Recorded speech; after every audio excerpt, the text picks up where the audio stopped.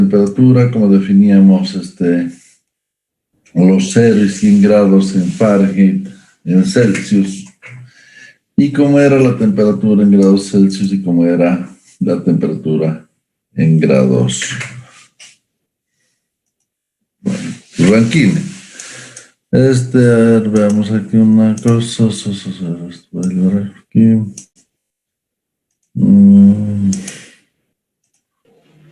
Ajá.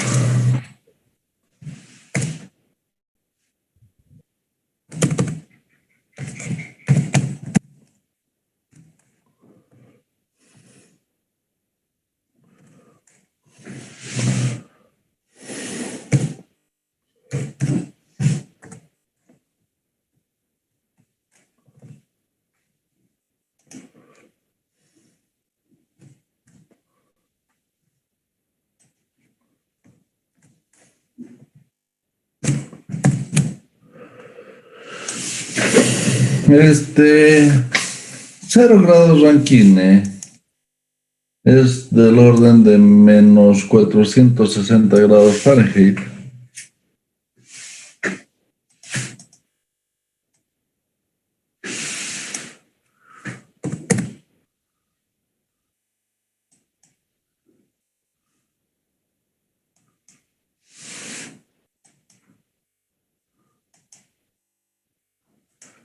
Y es el valor que toman, ¿no? 460 grados Fahrenheit. Por si alguien quiere. ¿De dónde sale? Sencillo, ¿no? 233.15 grados Celsius bajo cero. Por 9 quintos me da 491 y si sumo 32 me da en grados Fahrenheit 459, ¿verdad? Eso es el valor, por 459.67, no lo toman así, lo toman directamente 460. Ya he visto cómo transformar de una unidad a otra, pero como había que ver el salto de temperaturas directamente es multiplicar por la relación de que por cada 5 grados Celsius sube 9 grados Fahrenheit. Esa es la relación. Unidades de calor. Ya. Tenemos dos unidades de calor bastante conocidas desde el punto de vista térmico. ¿Te acuerdas de estas unidades? Belly-John, Chau-qué. ¿En cuál, ingeniero? No veo su pantalla. ¿Cómo define la kilocaloría?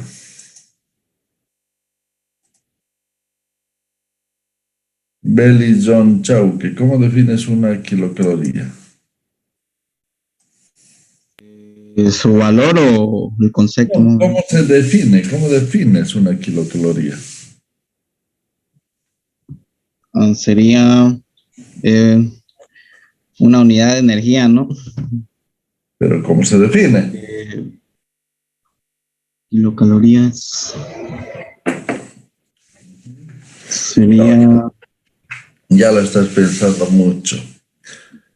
Calderón Beizaga, ¿me escuchas?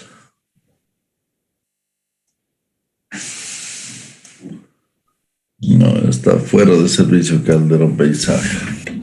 Sí, ingeniero, lo escucho. ¿Me escuchas? ¿Cómo tienes una kilocaloría? Como una unidad de energía, ingeniero. Ya sé, todo el mundo sabe que es una unidad de energía. Una unidad de calor, para ser más precisos, pero ¿cómo se define? No sabría decirle bien entonces. Ajá. Alguien de todos ustedes, hay 50 y tantos en el aula, alguien de todos ustedes, El calor necesario para elevar un centígrado a 1 kilogramo de agua. Patrick Paves, ¿verdad? Sí, sí. Patrick, ¿cómo defines un BTU? A ver, un BTU. Ajá. Calor necesario para elevar un Fahrenheit a una libra de agua. Belleza, ¿se entiende? Ambas definiciones van de la mano. ambas definiciones van de la mano. Sí, ya sé que Rosell está está sin parlantes, Rosell. Sí, pero obviamente no queremos saber múltiplos y submúltiplos de la caloría, sino lo que queremos saber es la definición de la caloría o la definición de la kilocaloría. ¿Está bien?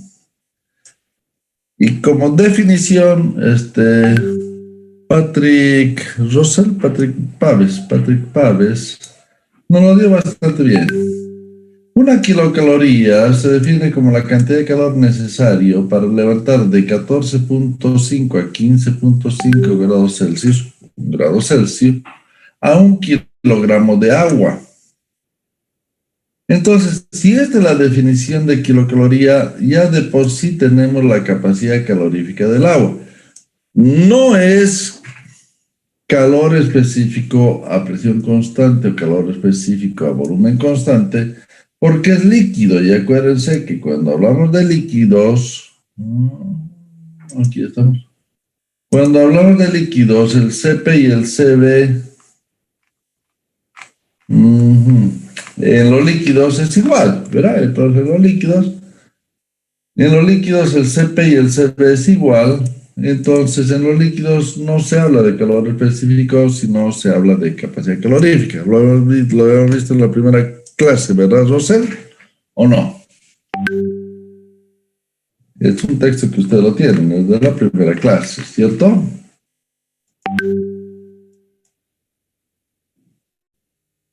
Te perdiste, Rosell, de nuevo.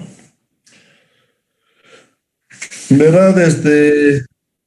Esto lo vimos en la primera clase. Entonces ya no se habla de calor específico a presión constante o calor específico a volumen constante, porque estamos hablando de líquidos, y en líquidos se habla de capacidad calorífica. Entonces, ¿cuál es el calor específico a presión constante del vapor de agua? Es el calor que necesita para levantar una unidad de temperatura a una unidad de masa. Es el calor específico que necesita para levantar una unidad de temperatura a una unidad de masa a condiciones de presión constante. Ese sería calor específico a presión constante. ¿Qué es el calor específico a volumen constante? Es la cantidad de calor necesaria para levantar una unidad de temperatura a una unidad de masa mientras se mantiene el volumen constante. Entonces, de esa forma hemos definido, al encontrar en este ejercicio, teniendo todo cerrado, que el calor que metes, como el trabajo es cero, entonces la energía interna dependía del calor específico a volumen constante, ¿no? Entonces, la energía térmica depende del calor específico a volumen constante, que es la cantidad de calor que se necesita para levantar en una unidad de temperatura a una unidad de masa. Entonces, la cantidad de calor que se necesita, para levantar a una unidad de temperatura una unidad de masa de una determinada sustancia se llama calor específico en volumen constante, si es que el volumen se mantiene constante, y el calor que se necesita para levantar, ahí está, el calor que se necesita para levantar a una unidad, aquí está, el calor que se necesita para levantar a una unidad de temperatura, el calor que se necesita para levantar una unidad de temperatura a una unidad de masa cuando el proceso es a presión constante se llama calor específico a presión constante. No ocurre eso con los líquidos, porque el calor específico a volumen constante y el calor específico a volumen constante es lo mismo porque es líquido. Entonces en los líquidos hablamos de capacidad calorífica. Lo hemos visto, esta es la primera clase, no pueden decirme que no lo sabían. Entonces, si es así, cuando definimos kilocaloría, estamos definiendo la capacidad calorífica del agua, Porque decimos, es el calor necesario para elevar una unidad de temperatura, 1 grado Celsius, a una unidad de masa, 1 kilogramo de agua, ¿verdad? Para levantar 1 grado Celsius, cuando este es 1, y cuando la masa es 1, entonces la masa 1, entonces la cantidad necesaria para levantar 1 grado Celsius a 1 kilogramo de agua, entonces estamos definiendo la capacidad calorífica del agua. La capacidad calorífica del agua es, cuando esto vale 1, esto vale 1, esto es 1, entonces la capacidad calorífica del agua queda determinada por 1 kilocaloría por kilogramo grado Celsius. ¿Se entiende esto? ¿Están entendiendo lo que digo o no? ¿Me entiendes, Gabriel Giunta, o no? ¿Se entiende, ingeniero? Al definir la kilocaloría, defines adicionalmente la capacidad calorífica del agua. Ambos.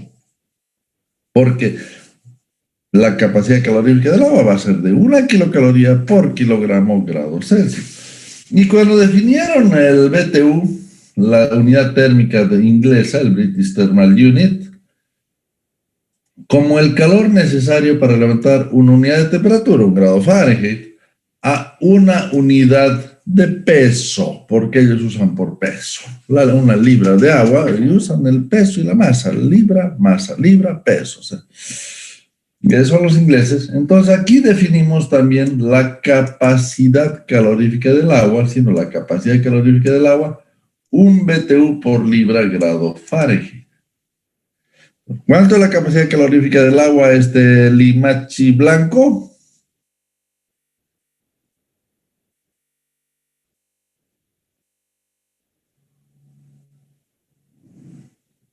No hay limachi blanco, qué pena. A ver, Luis Suárez, ¿cuánto es la capacidad calorífica del agua?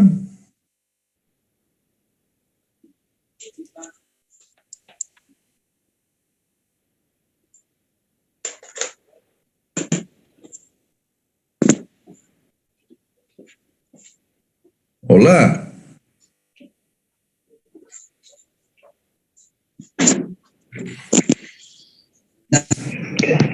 Está listo para hacer la hora en un sitio. Lema Acosta, estamos ahí. Lema Acosta, ¿me escuchas? Sí, sí, ingeniero, recién entré, perdón, la demora. Ajá, recién entraste, o sea, va a estar perdido. No, apaga tu micrófono para que no alteremos. José Luis Vega, ¿me escuchas? Sí, ingeniero, le escucho. Dime cuál es la capacidad calorífica del agua.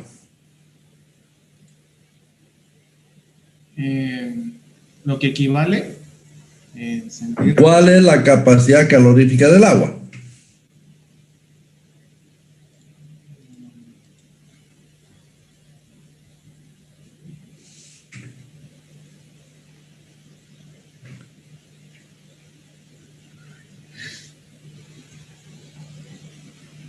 ¿Qué pasó, Luis Vega? ¿Estás perdido?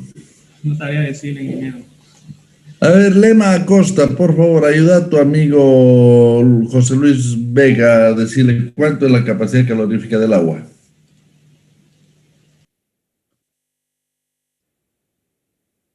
Lema Acosta, ¿no existes?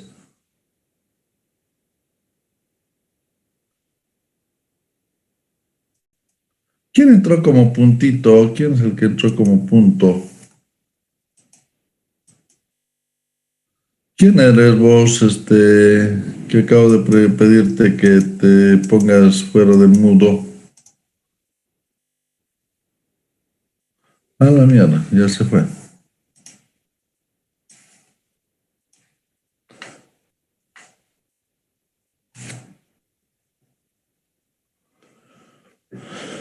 Juan Carlos Barrios, ¿estás ahí?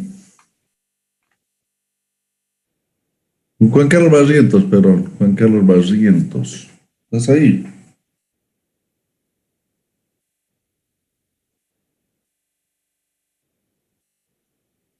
No hay Juan Carlos Barrientos.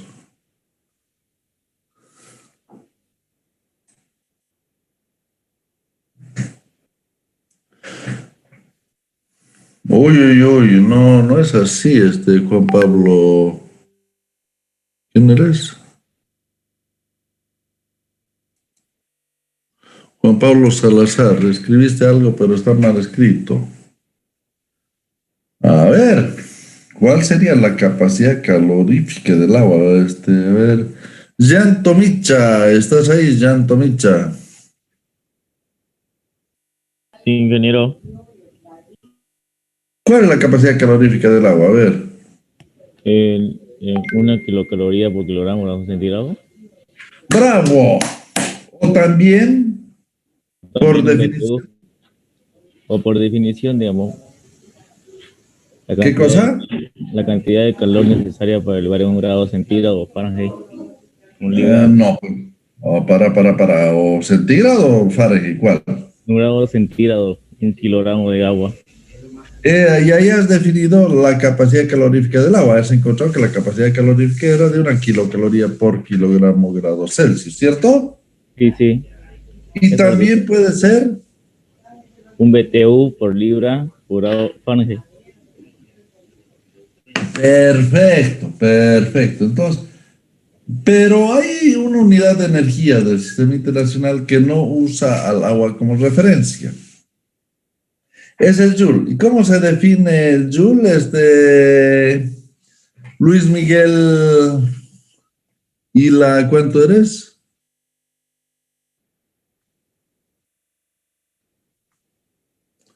Luis Miguel Hilarión Fuentes, ¿me escuchas?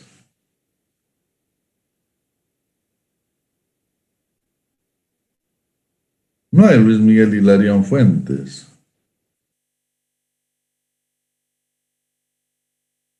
¿Qué pasó? Johnny Ortega, ¿estás ahí o no?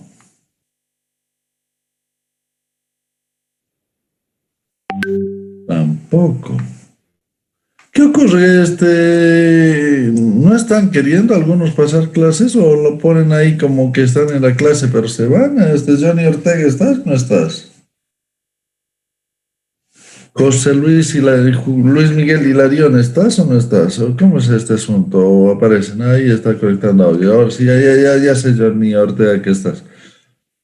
¿Y Luis Miguel Hilarión no estás?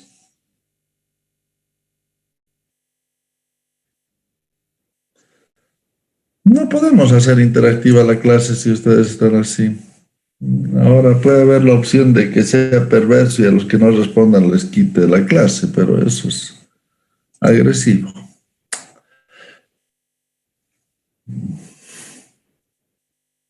Estás ahí, Fernando Máximo Mercado, ¿te encuentras? Sí, ingeniero. Ya. Hemos encontrado que, por definición, la capacidad calorífica del agua es 1 kilocaloría por kilogramo grado Celsius, porque hemos definido como la cantidad de calor para levantar 1 kilogramo de agua a 1 grado Celsius, la kilocaloría. Hemos definido el BTU como la cantidad de calor necesario para levantar 1 grado Fahrenheit a 1 libra de agua. ¿Cómo defines el Joule, Fernando Máximo? ¿Cómo defines el Joule? ¿Cómo queda definido el Joule?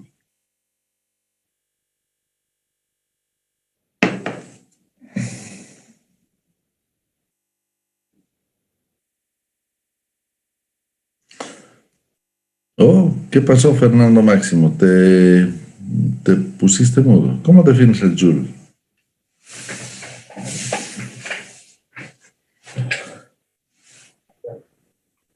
Mm,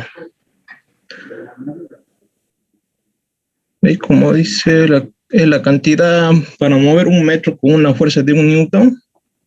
¿La cantidad de qué? El trabajo, el El trabajo. trabajo. El trabajo necesario para mover por una longitud de 1 metro y una fuerza de 1 newton a una masa cualquiera, ¿cierto? A una masa cualquiera. ¿Ya? Este,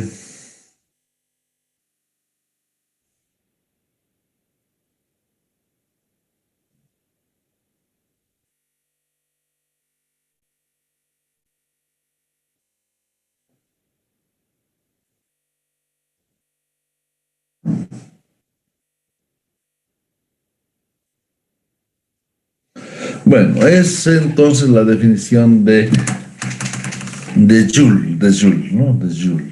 Joule es entonces el trabajo necesario para, con una fuerza de 1 newton, desplazar una masa por una longitud de 1 metro. Pero Joule encontró algo interesante, que el calor y el trabajo eran de la misma naturaleza. Calor y trabajo son de la misma naturaleza. En otras palabras, Joule también es una unidad de calor. Aunque nadie va a usar kilocaloría como unidad de trabajo o BTU como unidad de trabajo, porque son unidades más de calor. Ustedes hablan de energía, ¿no? En realidad, kilocaloría es unidad de calor. En realidad, BTU es unidad de calor. Joule es una unidad de energía. Entonces, ¿cómo relacionar uno con otro? ¿Cómo relacionar uno con otro? Y la forma de relacionar es exactamente la misma, poniendo a todos los elementos como su misma naturaleza. Y si es así, entonces la cantidad de calor necesaria para levantar un joule de energía,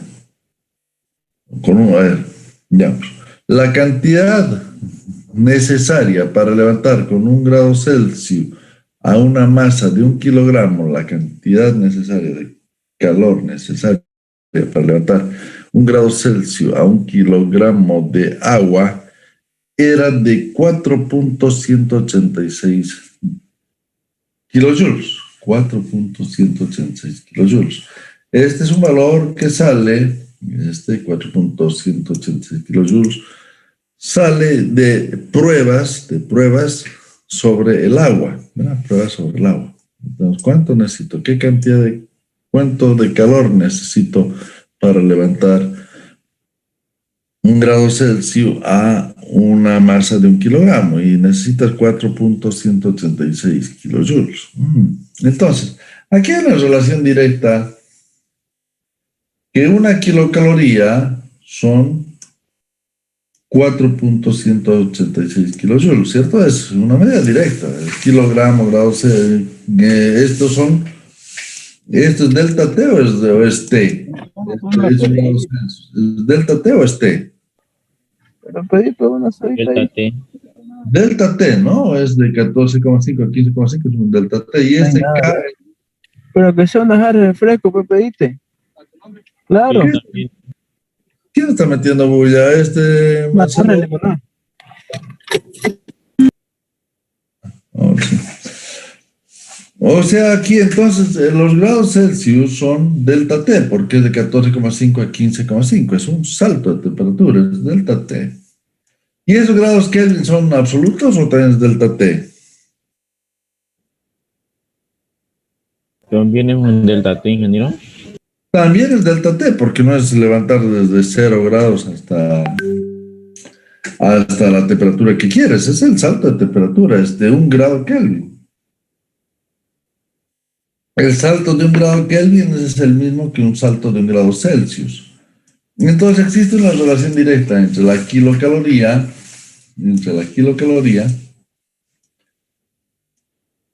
y los kilojoules, ¿no? Una kilocaloría, 4.186 kilojoules, tan sencillo como eso, ¿verdad? Entonces es esa.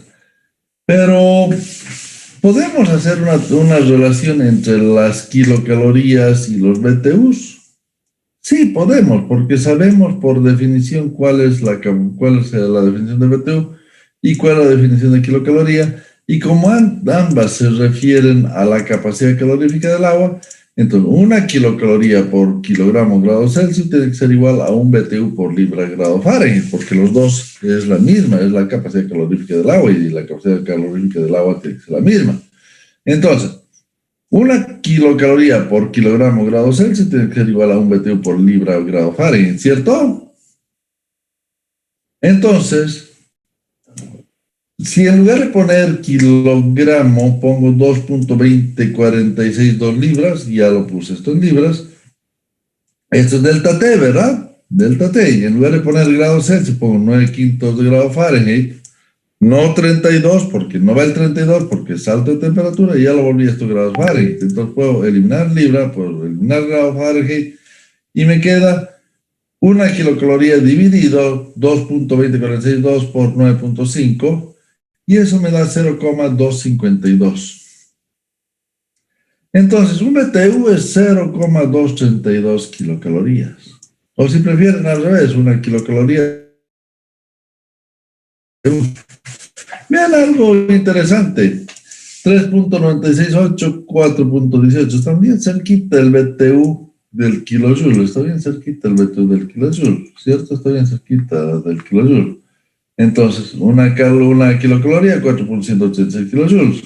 Y entre BTU, 0.947, 0.95%. Un kilojoule es 0.947 BTUs. ¿Cierto?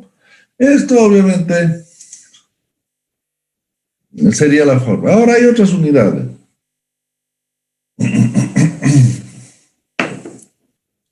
Hay otras unidades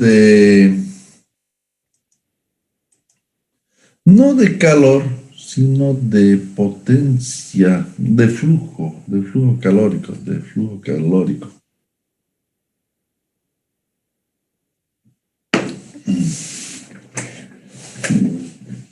Pero la kilocaloría en Argentina lo pueden llamar también frigoría cuando se trata de frío. Es la misma kilocaloría, pero de extracción de frío, entonces lo llaman frigoría, ¿ya? Entonces, si alguna vez ustedes ven el término frigoría, es el mismo término que kilocaloría, solamente referida a frío. ¿Se entiende?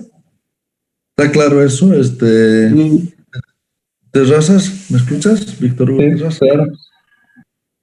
Entonces, si alguna vez alguien escucha el término frigoría, ya sabe que es el mismo de kilocaloría, ¿ya? Frigorías hora sería, ¿no? Frigorías hora, kilocalorías hora, ¿no? Entonces, el mismo término, frigoría que kilocaloría. ¿Quién se usan? Los argentinos, ¿no? Los argentinos. Y ahora veremos, quiero ver algo. Aquí. Ajá. Definición de frigoría. Por si acaso alguien tiene dudas, es la unidad de medida del frío con FG, que equivale a la cantidad de energía necesaria para hacer disminuir 1 grado centígrado de temperatura a 1 gramo de agua. Es lo mismo, ¿verdad? En realidad se equivocaron aquí. Es a 1 kilogramo de agua. Una frigoría es por kilogramo, no es kilocaloría, es frigoría. Entonces es el equivalente a la kilocaloría, pero negativa, ¿ya? Que es una frigoría, entonces un aire acondicionado. Ahora veamos una máquina de frigoría.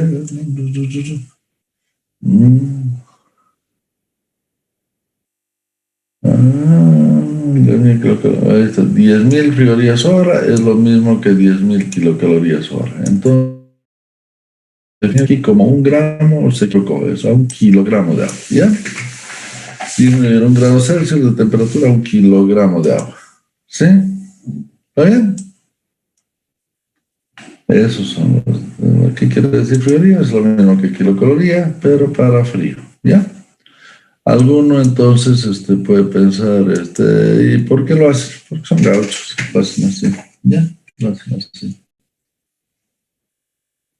Entonces aquí tenemos ya algo para pensar, ¿no? Después ya vamos a venir nuevamente sobre esto,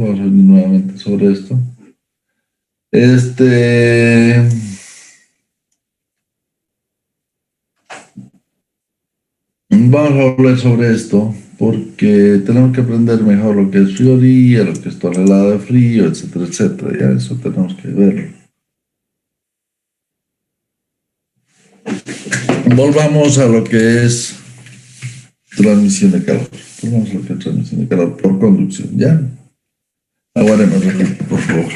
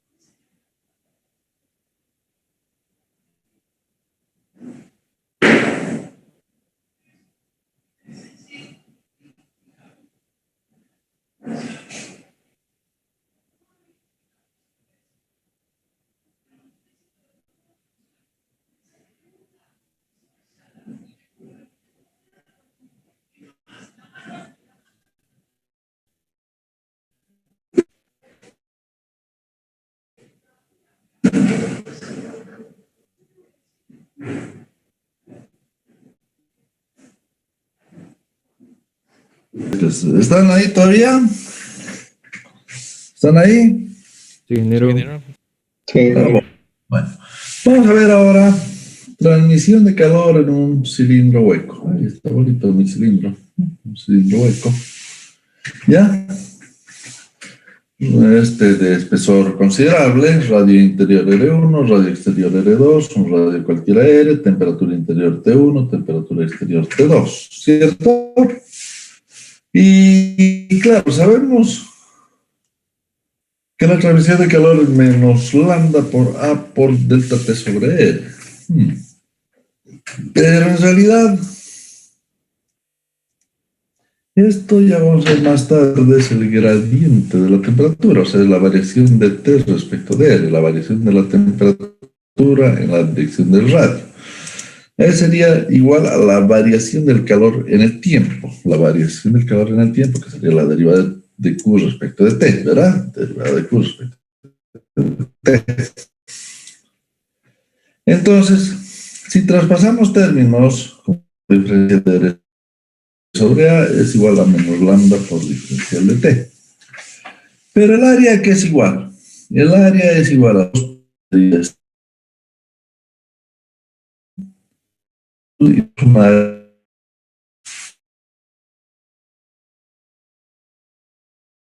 esa es el área genérica, ¿cierto? Pasando el área por el área genérica, 2pi por R por L, y tendríamos integral de Q por diferencial de R sobre 2pi RL.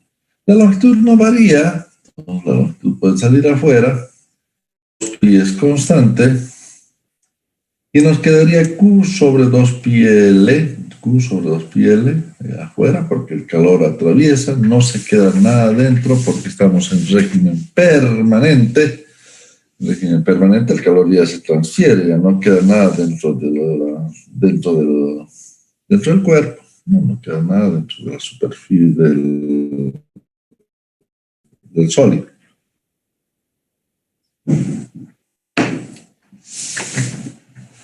Igual a la integral, ¿cierto?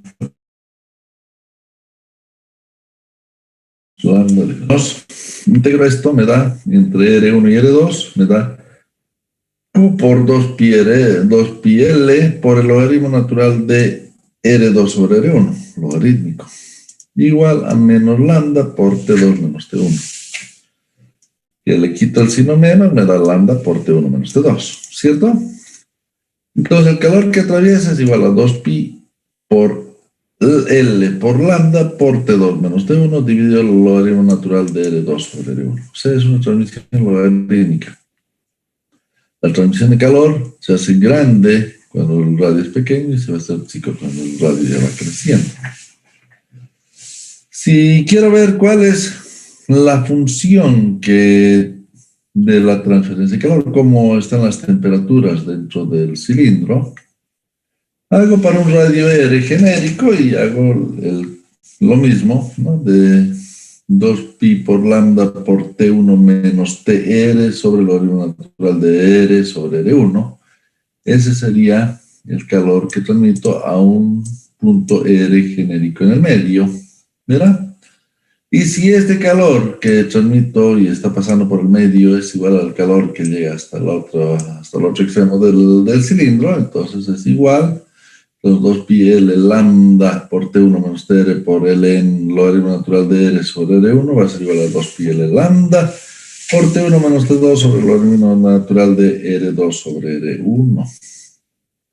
Siendo lo mismo, 2pi lambda L se puede eliminar y me queda T1 menos TR sobre el logaritmo natural de R sobre R1 es igual a T1 menos T2 sobre el logaritmo natural de R2 sobre R1. Despejando TR me queda que TR va a ser igual a T1 por la diferencia T1 menos T2 por el logaritmo natural de R sobre R1 dividido el logaritmo natural de R2 sobre R1, que es la ley de variación de las temperaturas con radio logarítmico. Creo que tengo algo hecho en Excel. Déjame ver.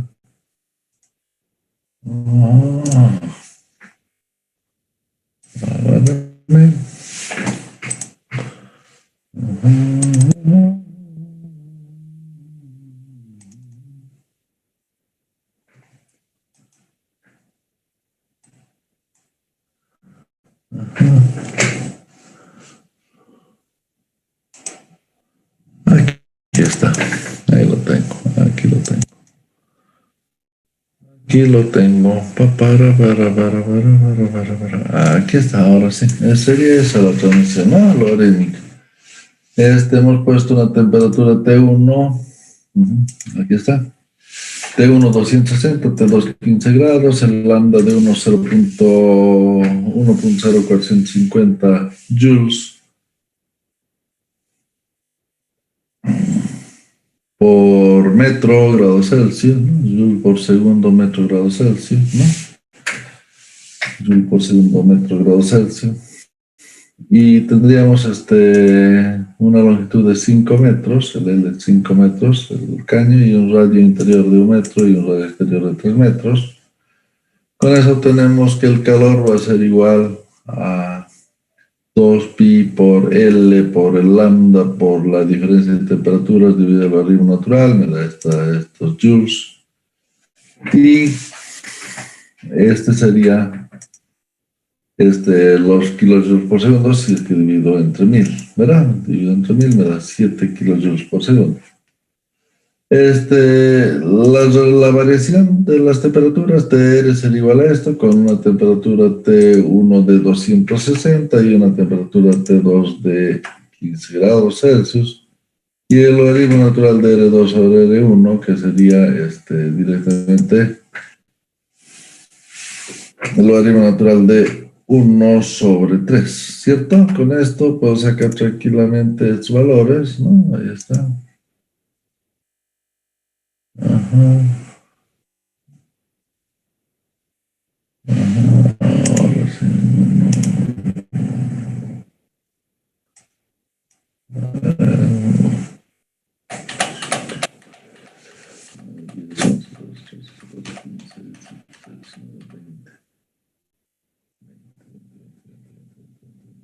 20, entonces sería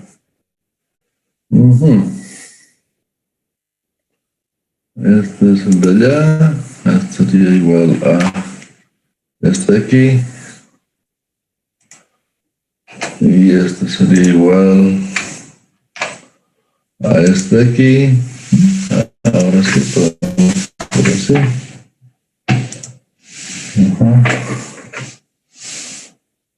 Ahora podríamos hacerlo que sea igual a qué, igual a menos ¿verdad? Dividido 20, ¿no? Y más esto más. Ahí está, ¿no? O sea, lo dieron de esa forma. Y aquí con pesos, o sea, les va a gustar así porque así van a poder jugar como ustedes quieran, ¿verdad? Ahí está, ¿no? Y ahora esto.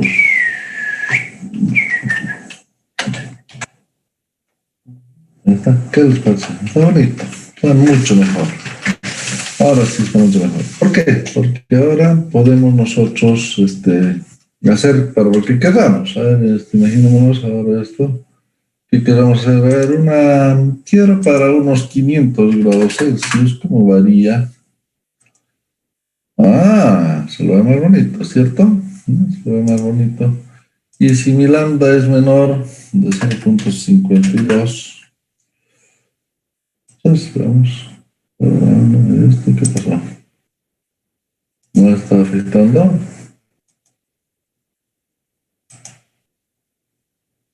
No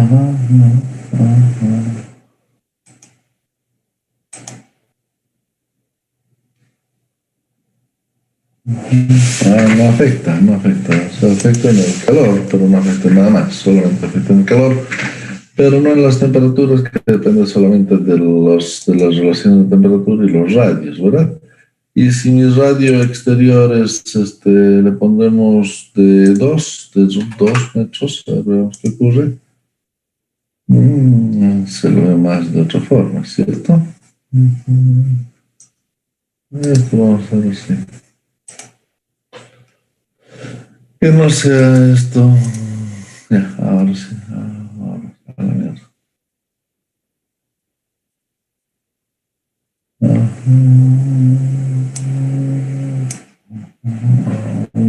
Es que tendría que ser así, pero no nos interesa, no nos interesa. No nos interesa, entonces hagamos entre 1 y 3, no va a ser entre 1 y 3.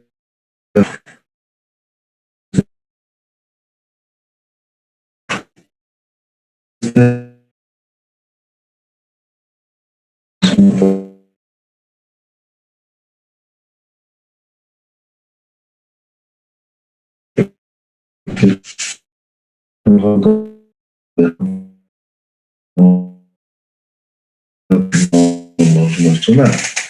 Claro, sería más bonito si es que ponemos aquí, digamos, el lado interior de 6.5 de medio metro y veamos el derechos. No, ahí ya estaría, lo vería mejor. Bien, se ve esto. Ajá, pero podemos hacer algo bonito.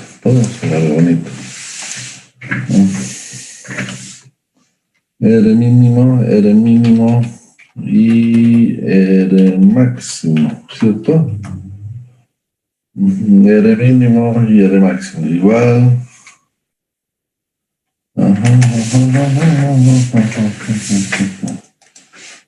Insertar aquí, entonces esto lo hacemos igual a esto. Igual a esto. Igual a esto. Igual a esto. Y aquí hacemos igual a esto igual a esto, y aquí igual a esto, bueno, esto igual a esto,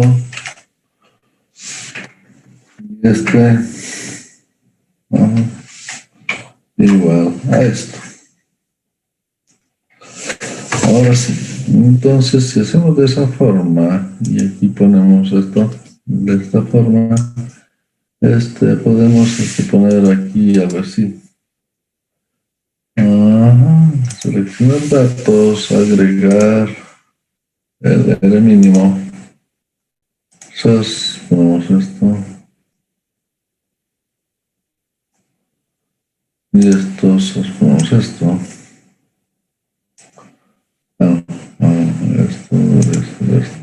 Todo esto, ya está. Y agregamos aceptar, ahí está. Ahora agregamos esto.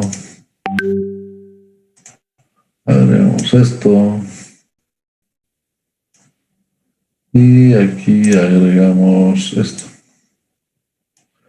Ahí está. ¿Qué le pareció?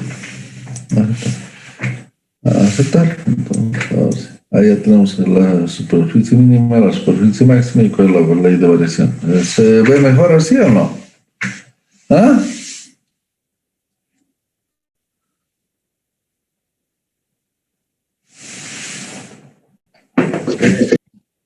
¿Qué? Ahora, ¿cómo se pone aquí?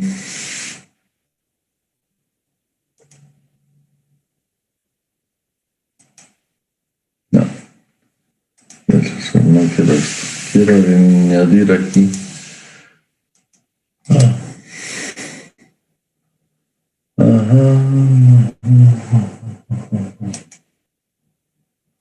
No, a ver, bueno, vamos a eliminar esto. Veamos si podemos hacer algo mejor. A ver, insertar gráficos de este tipo. Ahora sí. Ahora me gusta más. Aquí, temperatura. No, cancelar. Temperatura. Radio mínimo, radio máximo.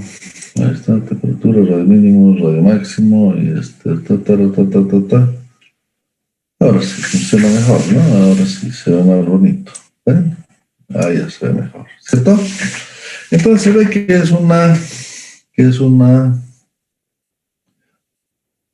un cambio de temperatura logarítmico. Primero cambia tremendamente el logaritmo y después va cambiando menos y menos y menos. Imagínense que en lugar de 3 metros habíamos puesto 15 metros, ¿no? Si hemos puesto 15 metros.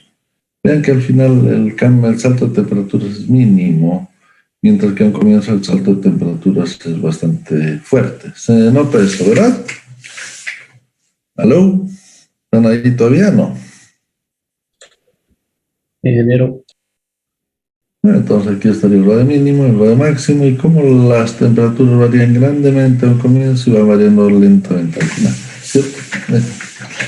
Claro, con 15 metros ya tenemos bastante poco calor. Vamos a hacer que bajemos este kilojoules y bajamos los kilojoules al punto 2, entonces ya tenemos mucho más calor, pero la ley de variación de las temperaturas no se altera con el lambda. El lambda puede ser cualquiera y no alteramos la ley de variación de temperaturas, porque la ley de variación de temperaturas depende exclusivamente de las distancias iniciales y finales, no depende de nada más.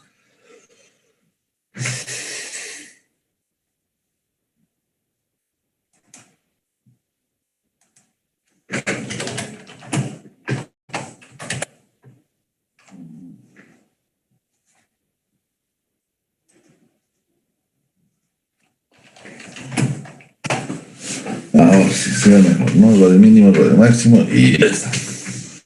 No puede negar lo que salió bonito, ¿no? El cuadro. Guardemos. ¿Se entiende o no se entiende? Robles Guzmán, ¿entiendes el cuadro o no entiendes el cuadro? Se entiende, ingeniero.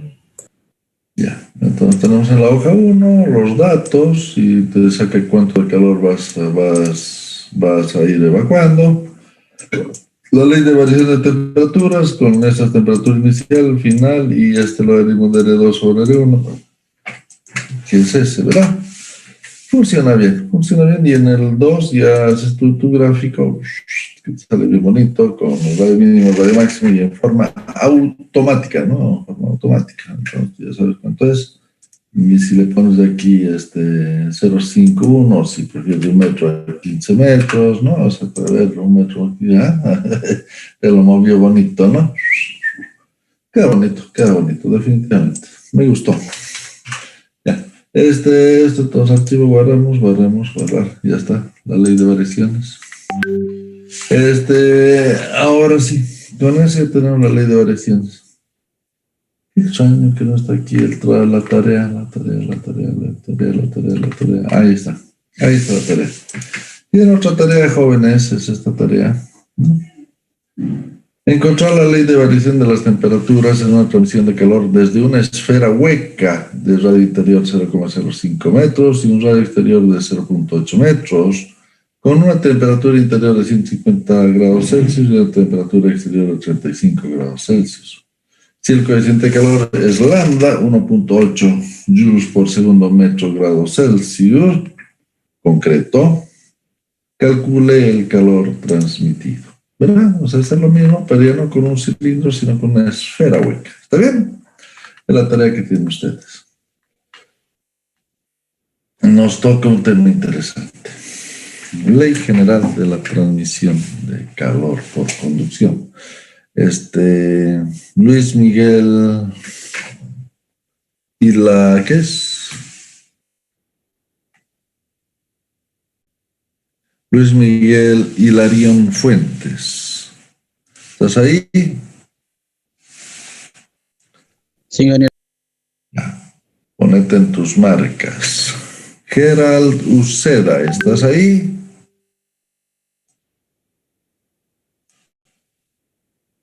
Gerald Uceda, te lo vas a perder. Tú, Eddie Montaño, ¿estás ahí? Sí, ingeniero. Bravo. Pongan todos, porque vamos a ver la Ley General de la Transmisión de Calor por Conducción. Ley General de la Transmisión de Calor por Conducción. ¿Está bien? Y para ver la Ley General de la Transmisión de Conducción por Calor, ponemos ejes de coordenadas rectangulares, ¿no?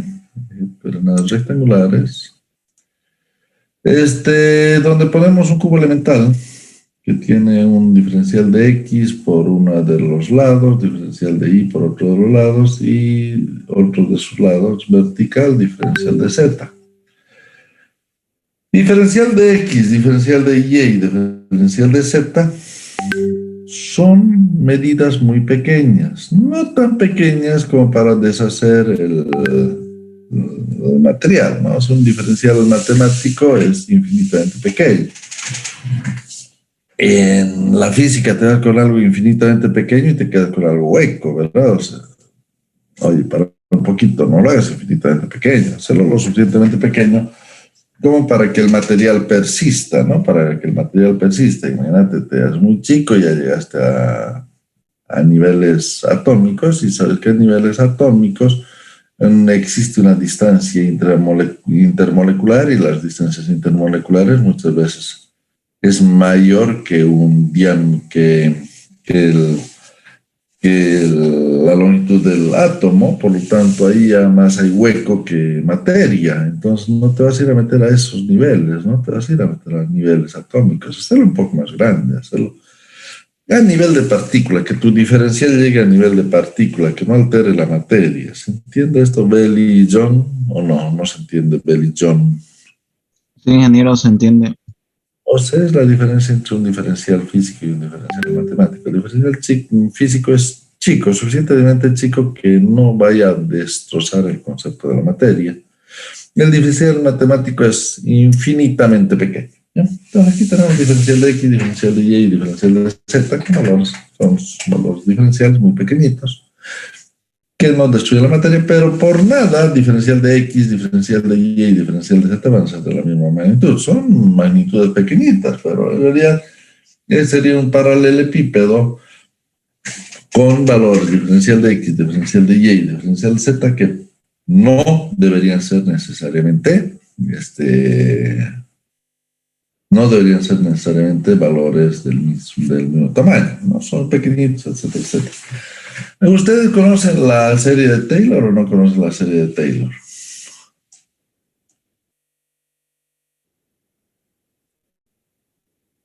¿Aló? ¿Habla en chino? Gabriel Yunta, ¿conoce la serie de Taylor o no?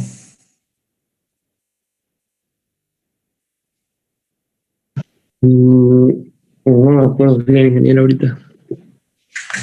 Edwin Quispe, ¿conoces la serie de Taylor o no?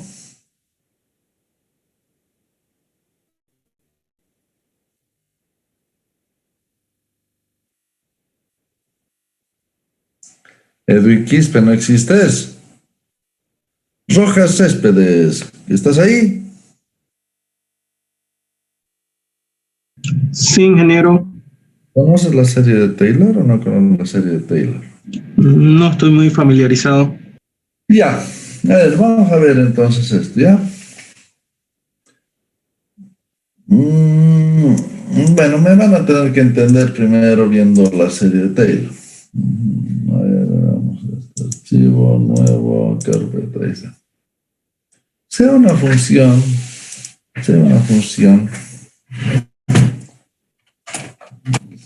igual a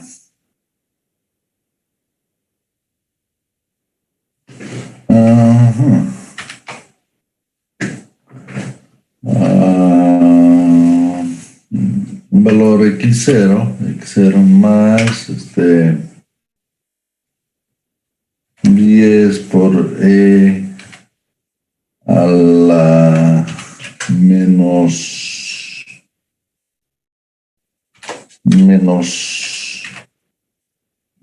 x menos x1 por el seno de x más x2, ¿ya? Sea esto, ponle x0 aquí, x1, x2, ponle 10, a x1, pongámosle valor de 5, Y ponerle un valor de pi. No, pi igual a pi sobre 4. ¿No? Pi sextos, ¿no? Pi sextos. Igual a pi, sí. Pi sobre 6. Pi sobre 6. Ya.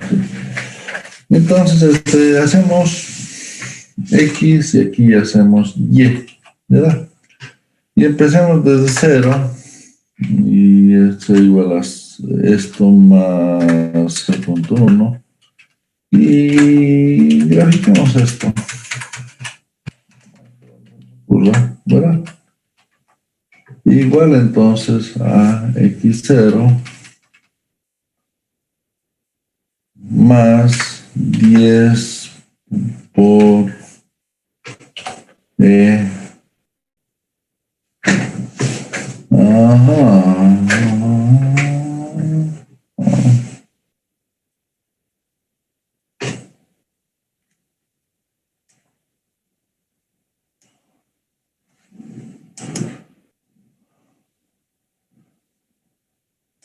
X elevado a la menos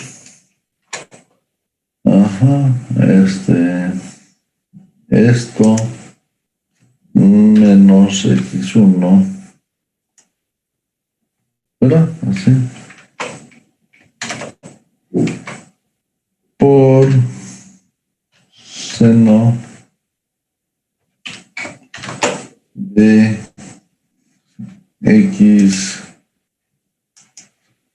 más X2, esto, ¿verdad? Sí. Y empecé a poner valores que no varían. Aquí B6 no varía. Por 10 exponencial B7 no varía. Y B8 que no varía.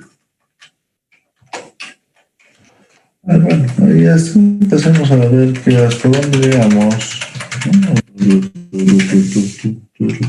Control V. Y hagamos un gráfico de esto. Una cosa de este tipo, ¿verdad? Veamos este valor, ¿no? Y al final esto queda en 10. A ver, ¿será que esto cae así tan feo?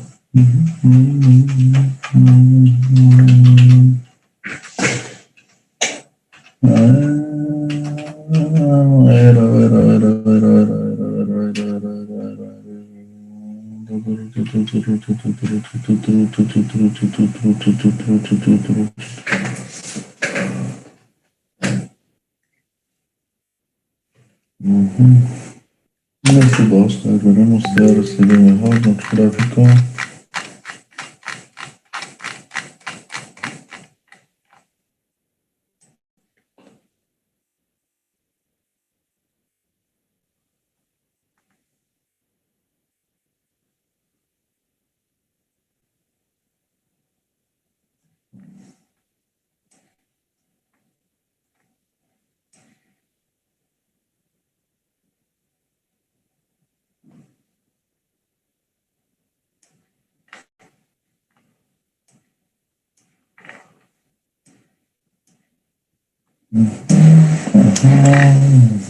Ahora sí.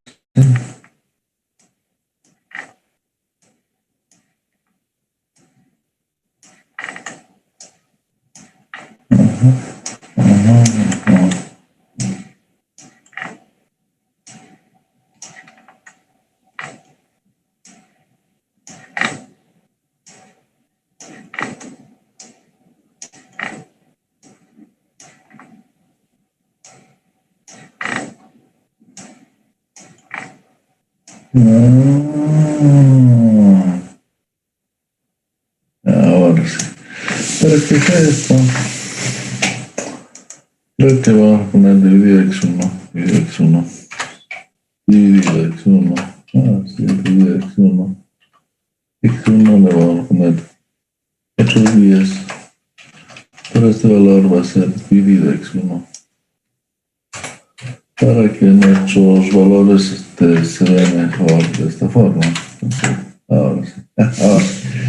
Ahí está, más bonita esa función, ¿verdad?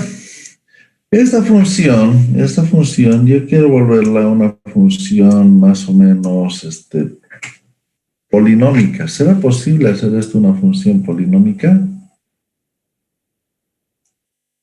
¿Creen ustedes que sea posible hacer una función polinómica o no? A ver, Rojas Céspedes, ¿crees que sea posible hacer una función polinómica o no? No lo escuché bien, ingeniero, que está pasando una ambulancia, creo, por acá. No lo escuché muy bien. Ajá. Te digo, ¿crees que será posible hacer que esto sea una función polinómica o no es posible volver eso una función polinómica? Creo que sí se puede, ingeniero. ¿Cómo lo puedes volver una función polinómica? A ver, explícame.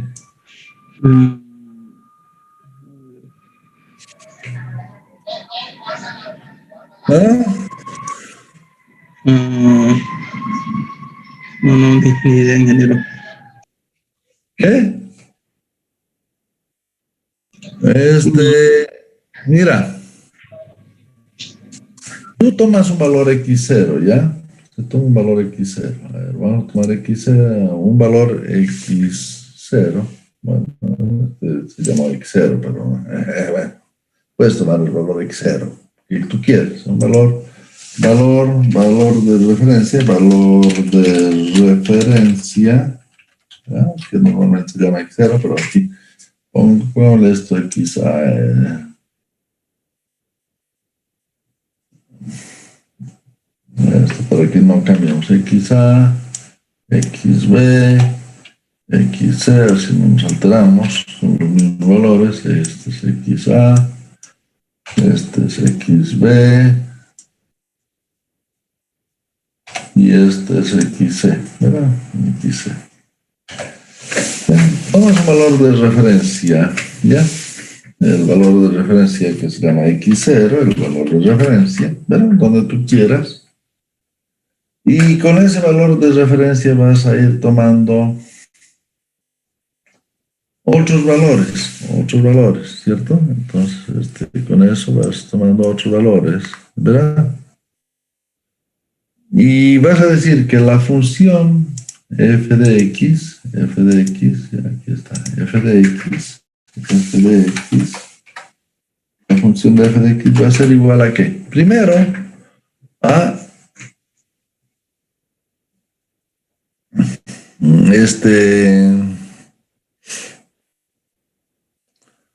al f de x0, lo primerito, el f de x0. ¿Cuánto valía el f de x0? El valor de referencia, xo, el valor de referencia, ¿cierto? Primero a su valor de referencia. No estoy conforme con eso, me lo voy a volver una recta. Más el f' de x0, f' de x0, ¿verdad? Sobre 1 factorial. Entonces esto sería más f' de x0, bueno, sería 1 sobre 1 factorial, ¿no? 1 sobre 1 factorial, por f' de x0 por x menos x0, ¿ven? Más, ahora ya sería 1 sobre 2 factorial, ¿verdad? Por f segunda de x0, ¿verdad? Por f segunda de x0, ¿verdad? Por x menos x0 al cuadrado, más 1 sobre 3 factorial por f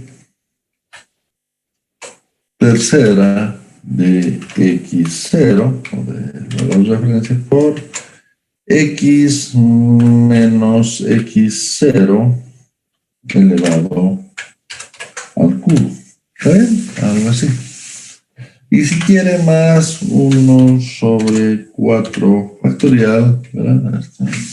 Entre paréntesis esto, 1 sobre 4 factorial, por f cuarta de x0 por x menos x0 elevado a la cuarta. ¿Sí? Aquí sería igual la derivada de este, la derivada primera de este, derivada segunda de este, derivada tercera de este.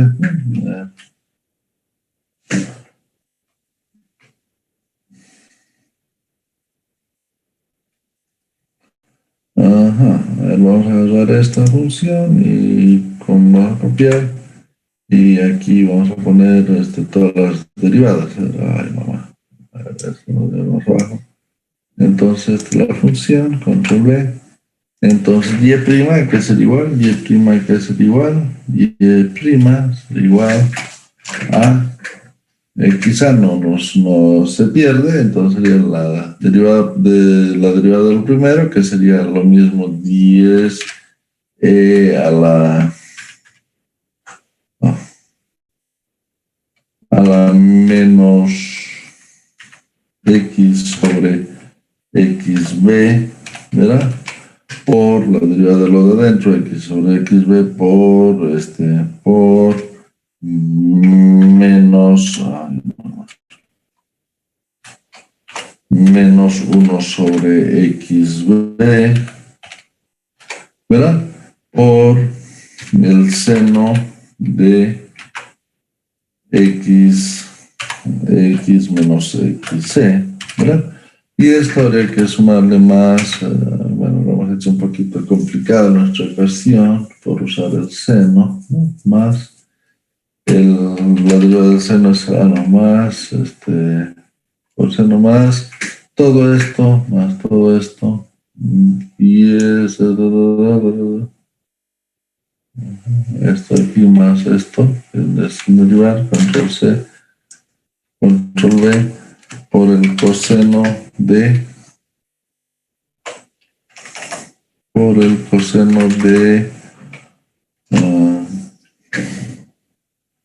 x más xc, ¿verdad?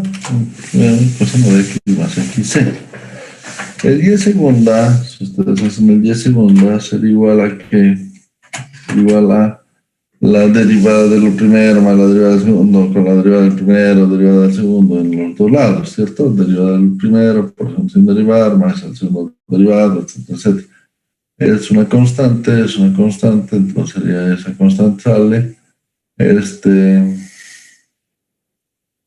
Derivar esto sería 1 sobre xb al cuadrado, eso sería estos 10 por e elevado a la menos x sobre xb, por 1 menos 1 sobre xb elevado al cuadrado, por el seno de x menos xc, más, ¿qué será más el primero por el segundo sin derivar, que sería esta misma historia de aquí, 10 por e elevado a la menos x sobre xb, bueno, ¿cómo se llama?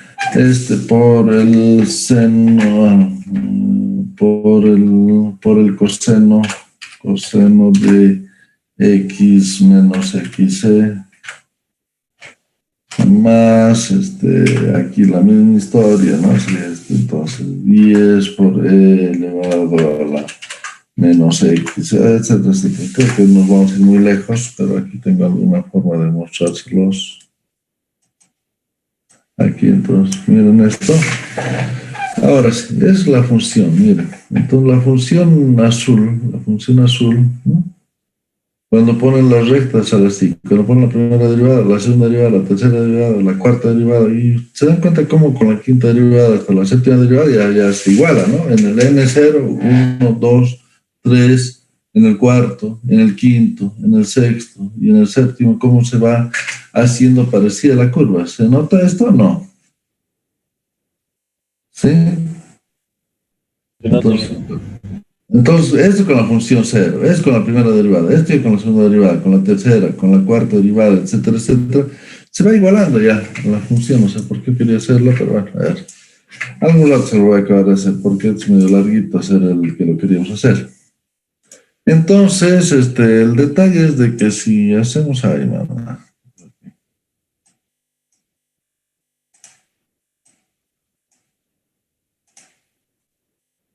El detalle es de que sí, podemos usar la serie de Taylor para esto. A ver, veamos cómo. El diferencial de Q que ingresa por este lugar, el diferencial de Q que ingresa por X, el diferencial de Q que ingresa por X va a ser igual a menos lambda por el diferencial de área, que sería el diferencial de Y por el diferencial de Z, el diferencial de área, ¿verdad? Por la variación de la temperatura respecto de X en X. Este es un valor X. Aquí estás en X, aquí estás en Y, aquí estás en Z, en este punto de aquí abajo, ¿no? Estás en X y Z. ¿Verdad? Entonces, por la variación de T, de la temperatura respecto de X, pero en X, ¿no? En X, en el punto X.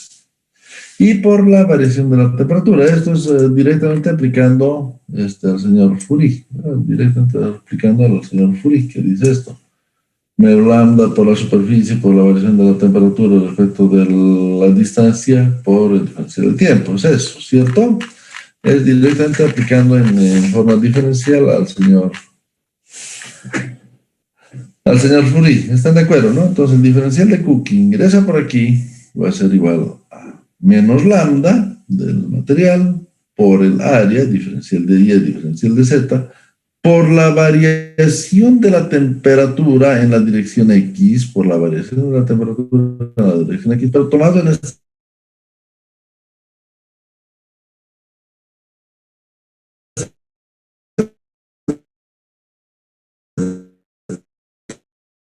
punto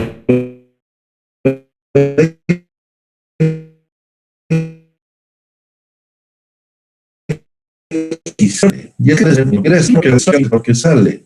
Y ahora me dices que el calor que ingresa no es igual al que sale. Hay dos razones para ello. El calor que ingresa puede ingresar por aquí y salir por aquí, ¿cierto? O viene por aquí y se sale por allá. ¿Sabes por dónde decide salirse ese calor? Número uno. Y número dos, esta masa va a absorber calor porque no está en régimen permanente necesariamente. Entonces, tú le das calor a la masa y la masa retiene ese calor, empieza a vibrar con mayor amplitud, lo cual significa que la masa se está calentando. ¿Se entiende esto, Francisco Llanos, o no?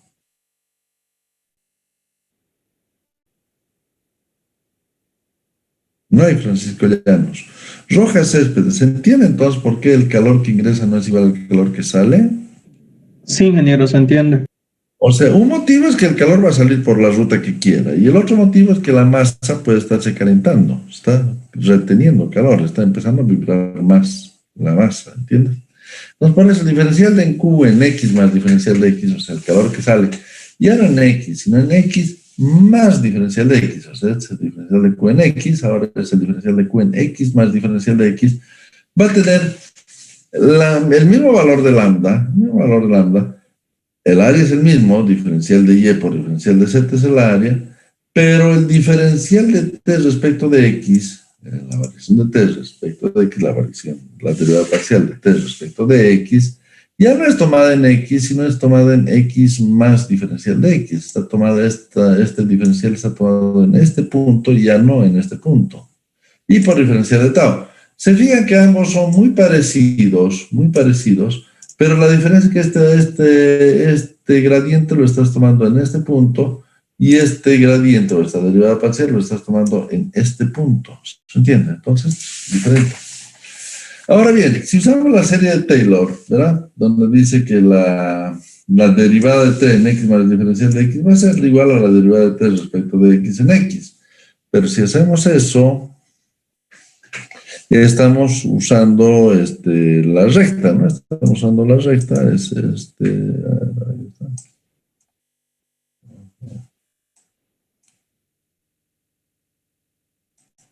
Estaríamos usando el n igual a 0. O sea, si lo hacemos igual a 0, ¿no?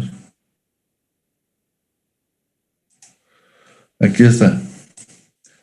Estaríamos usando para n igual a 0, ¿no? Si hacemos igual, n igual a 0. Ah, no, espera. Usaríamos para n igual a 0. O sea, ahí, n igual a 0. Ya no n igual a 1. Entonces lo usaríamos para n igual a 0. No me gusta, porque en ese caso no el mismo calor que ingresa igual que el que sale en esa dirección, pero oye, no está ocurriendo eso. Entonces la variación de t respecto de x en x más diferencial de x es igual a la variación de t respecto de x en x, pero más 1 sobre 1 factorial por la derivada de la derivada de t respecto de x. 2 veces, entonces sería la derivada segunda de t respecto de x, 2 veces, en x por el diferencial de x, porque es x menos x0. X menos x0 es diferencial de x, ¿no? X menos x0 es diferencial de x. Más la derivada segunda, o sea que sería 1 sobre 2 factorial, ahí está el 2, de la derivada, o sea, sería la derivada tercera de x respecto de x, 2 veces por el diferencial de x, en x, por el diferencial de x al cuadrado, más, ya sería 1 sobre 3 factorial de la derivada, o sea, ya sería la derivada cuarta de x respecto de x, de t respecto de x 4 veces, por diferencial de x al cubo. Pero si el diferencial de x era chiquito, el diferencial de x al cuadrado es chiquito al cuadrado, o sea, es recontra chiquito, y al cubo es mucho más chiquito. ¿Se entiende esto o no? No tiene ya sentido hablar de un diferencial al cuadrado. El diferencial ya es chiquito de por sí, diferencial chiquito al cuadrado, oye, desapareciste, o sea, ya no existes. Entonces esto es como la suegra, ¿verdad? Completamente despreciable, ¿no? Entonces a partir de las derivadas segundas en adelante todo esto es despreciable, ¿está bien? Y nos basta con usar la derivada primera, porque ahí tenemos el diferencial y no tenemos el diferencial al cuadrado, ¿está bien? ¿Se entendió o no se entendió? O sea, de esto, de lo que hemos visto aquí, entonces estamos usando solamente la primera derivada, o sea, estamos usando no esto, sí esto. Esto ya es mucho, esto ya al cubo, esto al cuarto, etcétera, ya es muy chiquito, ¿verdad? Entonces, suficiente con usar la primera derivada y no llegar más adelante. ¿Está bien? ¿Se entendió esto, Morón?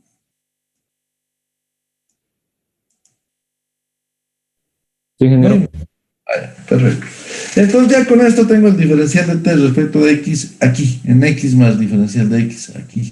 Ya, entonces el diferencial de t respecto de x en x más diferencial de x, que sería igual al diferencial de t respecto de x en x, el que había aquí, más cuánto varía la derivada segunda de t respecto de x 2 veces por diferencial de x, más estito, más este pequeñito diferencial adicional, ¿cierto? Eso sería, ya despreciando todo el resto. Entonces, el diferencial de q en x más diferencial de x, ¿no? Por diferencial de t respecto a x, más la derivación de t respecto a x 2 veces por x por diferencial de x. Más esto, o sea, a esto que teníamos en x, más esto por diferencial de tau. Y el diferencial de q en x es la cantidad de calor que sale y es la cantidad de calor que entra. La cantidad de calor que entra es solamente lambda por la diferencial de área, por la variación de t respecto a x en x, por la diferencial de tau. Entonces, toda esta expresión, si resto, entra menos lo que sale, entra menos lo que sale. Cuidado aquí, entra menos lo que sale. O sea, si yo resto lo que entra menos lo que sale, ¿no? Esto se va con este diferencial de t respecto a x, y como está como saliendo, este signo menos se vuelve más, ¿no? Porque es menos lo que sale, más lambda diferencial de y diferencial de z por la derivada segunda de t respecto a x dos veces en x por el diferencial de x por diferencial de tau. ¿Está bien? Entonces, sería la cantidad de calor que entra menos lo que sale, o sea, lo que entra menos lo que sale, o sea, la cantidad de calor que se queda aquí adentro en la dirección x, ¿cierto? ¿Está bien? Es la cantidad de calorcito que se queda en la dirección x. Si ya tengo la cantidad de calor que se queda, ¿no? Y aquí hay algo interesante porque el diferencial de y, el diferencial de z por diferencial de x, eso es diferencial de volumen, ¿cierto? El diferencial de x por diferencial de y, el diferencial de z es diferencial de volumen. Entonces, lambda por diferencial de x, de y, de z, por la variación de segunda de t respecto a x dos veces, por diferencial de tau. En la dirección y va a ocurrir exactamente lo mismo, pero solamente que en lugar de que sea derivada segunda de t respecto de x dos veces, va a ser derivada segunda de t respecto a y dos veces. Y en la dirección z va a ser exactamente lo mismo, pero va a haber la derivada segunda de t respecto a z dos veces la dirección z. ¿Verdad? Entonces tenemos esas tres ecuaciones, que es la cantidad de calor que se queda en la dirección X, que se queda en la dirección Y, que se queda en la dirección Z. Es la cantidad de calor que se queda dentro del volumen diferencial. Entonces, el diferencial de Q va a ser la suma de estas tres, o sea, sería lambda, diferencial de X, de Y, de Z, factor común, diferencial de tau, factor común, y tengo variación segunda de t respecto a x dos veces, más variación segunda de t respecto a y dos veces, más variación de segunda de t respecto a z dos veces. Y esto, señores, ¿qué es lo que se llama? Esto es lo que se llama la divergencia de t, la divergencia de t, ¿no? Entonces eso es el nabla, producto escalar, nabla t. Nabla, producto escalar, nabla t. A ver, ¿alguien está entendiendo esto? Quiero que me entiendan esto. Todo punto del espacio Limachi Bianco, a ver, ¿quién de ustedes puede poner su cámara? A ver, para que más o menos me ayude con este ejercicio y veamos, para que entendamos esto de las divergencias. Puedes poner tu cámara, ¿quién? Roger Roca Arano. ¿Estás o no estás? La tengo desconectada la camarita, pero puedo habilitarla. Estoy en la oficina, ingeniero, ahorita. Ah, no. Si estás en la oficina, no, ¿para qué? ¿Tú, Roger Roca?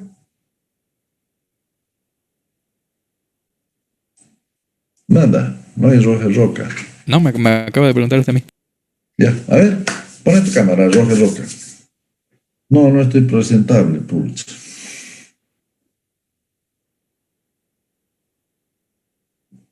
¿Aló, Roger? Yo le estaba explicando, ingeniero, que estaba en la oficina. Hay alguien más con mi apellido. Sí. Rojas Céspedes, ¿puedes poner tu cámara? ¿O tú, Wilman Vilca, puedes poner tu cámara? ¿O José Achu, alguien que ponga su cámara? ¿Alguno ya de una vez? Marcelo Oli, tu cámara. Paredes Zárate. Gracias. Qué valiente que eres, bravo. Ahora bien, hazme un favorcito, pone tu dedo delante. Esa punta de tu dedo está a una determinada temperatura, ¿o no? A ver, pone tu dedito arriba. ¿Ese punto está a una determinada temperatura o no?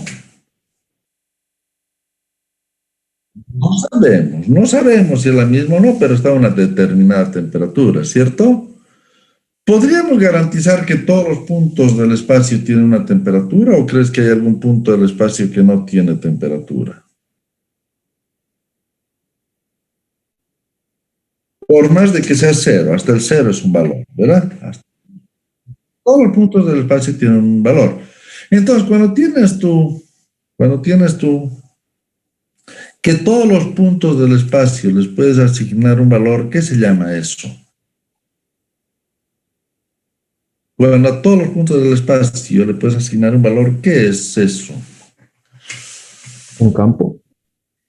Bien, Morón, es un campo. Eso es un campo. ¿Se entiende, Rosel? Entonces tienes un campo de temperatura. ¿Ya? Tiene una propiedad interesante este campo de temperaturas. Tiene una propiedad interesante. Es continuo, porque todos los puntos del espacio tienen una temperatura y no hay brincos de temperatura entre un punto y otro. Ese es continuo. ¿Verdad? Y otro detalle es que es derivable. En todos los puntos es derivable. O sea, las derivadas parciales se admiten y existen en cualquier dirección.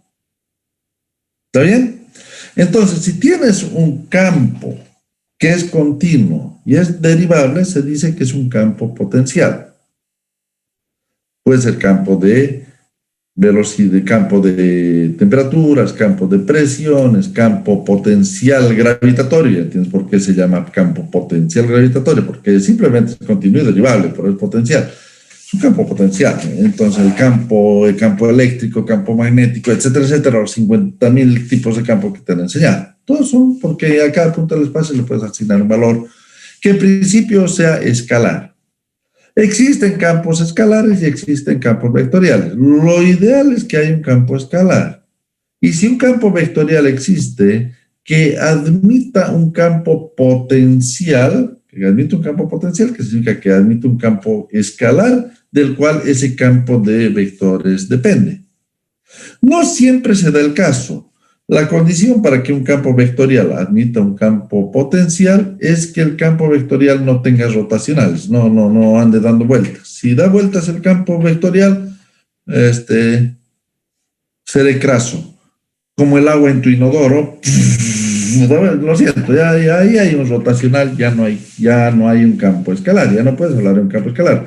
Hablas del campo vectorial, de todos los vectores velocidad que están rotando para irse para abajo, pero como están rotando los vectores, no admite campo potencial superior. ¿Por qué? Porque el campo escalar superior, si es que es continuo y derivable, admite gradiente. Y el gradiente de un campo es la derivada en cada una de las direcciones como vector. O sea, la derivada de ese campo potencial respecto de x en y, más la derivada de ese campo potencial en y, derivada respecto a y en j, más la derivada respecto de z en k. Y ese vector es el vector que se llama vector gradiente. Y si tú haces una multiplicación del nabla, nabla es un operador, ¿no? Nabla es un operador, este señor es un operador, aquí está el nabla. Nabla es un operador, ¿verdad? Ahora sí, aquí vamos a entender de otra forma. Ahora sí. Te agradezco mil que hayas puesto tu camarita y que hayas ayudado a todos tus compañeros con esto, si no, no hubiera sido. No, es que no les exijo que estén con cámara, que es bueno que estén con cámara, se nota si están entendiendo o no. Pero lo malo es que a muchos de ustedes les va a salir muy caro estar con cámara, etcétera, etcétera, por eso no les exijo. Entonces, se entiende por si f es una función f, x, y, z, es un campo, f, x, y, z es un campo, ¿no? F, x, y, z es un campo, es una función de x, y, z. Admite entonces un campo escalar, admite un campo vectorial. Un campo vectorial que sería algo así, insertemos como una ecuación, el campo vectorial, sería... Un campo vectorial sería de esta forma, f como campo vectorial, que sería igual a ¿qué? A las derivadas parciales, o sea, sería toda esta derivada parcial de f respecto de x, ¿no? Derivada parcial de f respecto de x en y, y como es versor, se lo ponen de esta forma, ¿verdad? Versor en i, más, esto de una vez,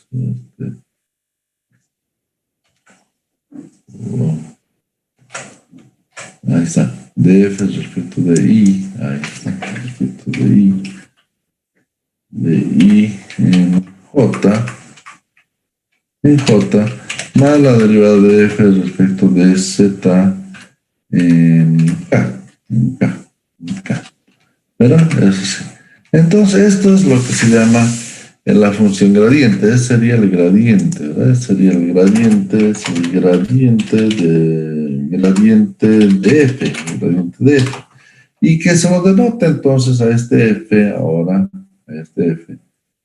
Ahora sí, espérame que me admita esto, control C, control V. Este sería igual a, en lugar de poner todo esto, se pone como, ecuación, a ver si tenemos un operador, si es que el operador existe.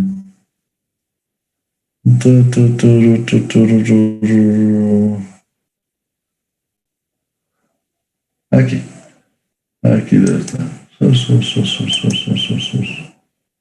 Esto. Entonces, pero antes pongámosle un acento, algo así. Este acento. Y aquí adentro ponemos nabla F. Nabla F, ¿verdad?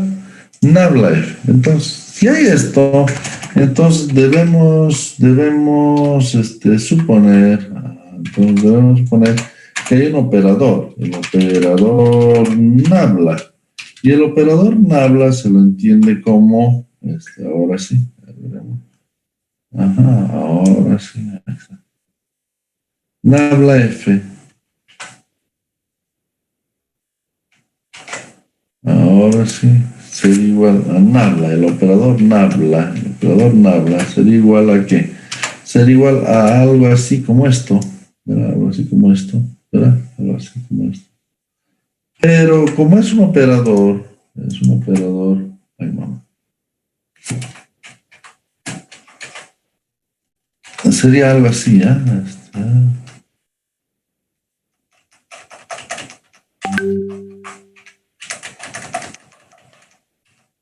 Ahí está. Y ese es el operador nabla, ¿ya? Y hay muchas opciones que pueden jugar con este operador, ¿verdad? Hay muchas opciones que se pueden jugar con este operador. Hay muchas funciones que se pueden jugar con este operador. Entonces, hablamos de divergencia. Divergencia sería igual a ¿qué? Sería la divergencia, sería... a ver, entonces insertemos una ecuación y definamos la divergencia que está ahí. Tenemos divergencia de F, la divergencia de F va a ser igual al producto, ¿verdad? A un producto escalar, del operador nabla, multiplicado, escalar es un producto punto, ¿no? Producto escalar, producto punto, el gradiente de F, o sea que ahora ponemos aquí el gradiente de F.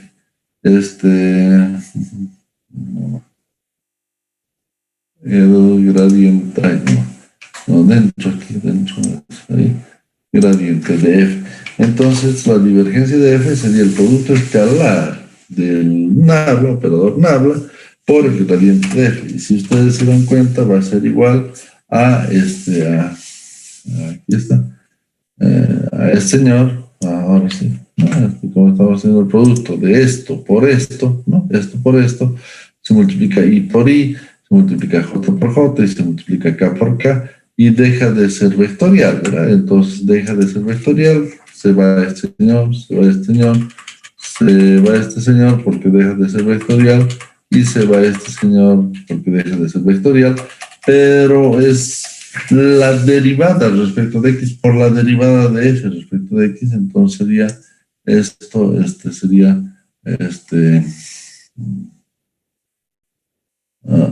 la derivada segunda, ¿no? La derivada segunda de F.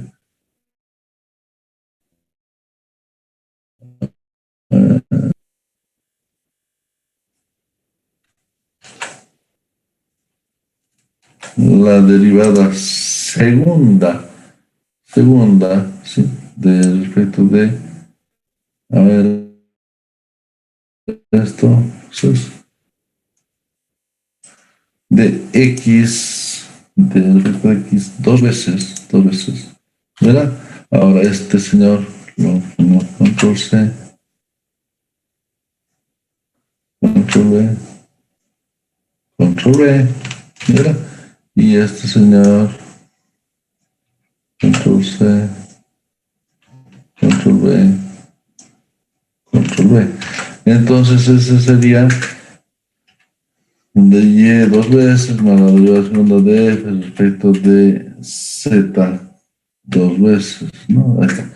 Y esa sería la divergencia de F sería la derivada segunda de F respecto de X, la derivada segunda de F respecto de Y dos veces, la derivada segunda de F respecto de Z dos veces. Y otra operación es el rotacional de F, ¿no? O sea, que sería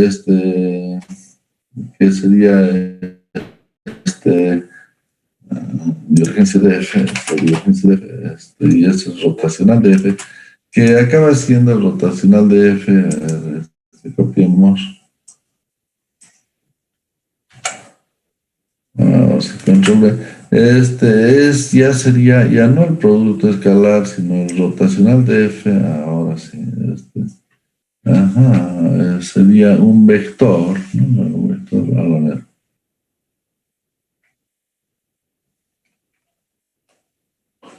Ahora sí, en la ecuación tenemos que poner un vector. El vector sería el vector rotacional de F, ¿verdad? Rotacional de F que ya no es gradiente, sino sería esto, multiplicación, producto vectorial, que ustedes pierden un producto cruz.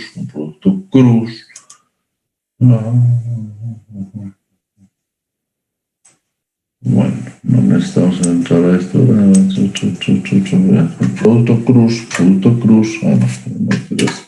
producto cruz. A ver si hay una cruz aquí. Si hay un punto, debería haber una cruz.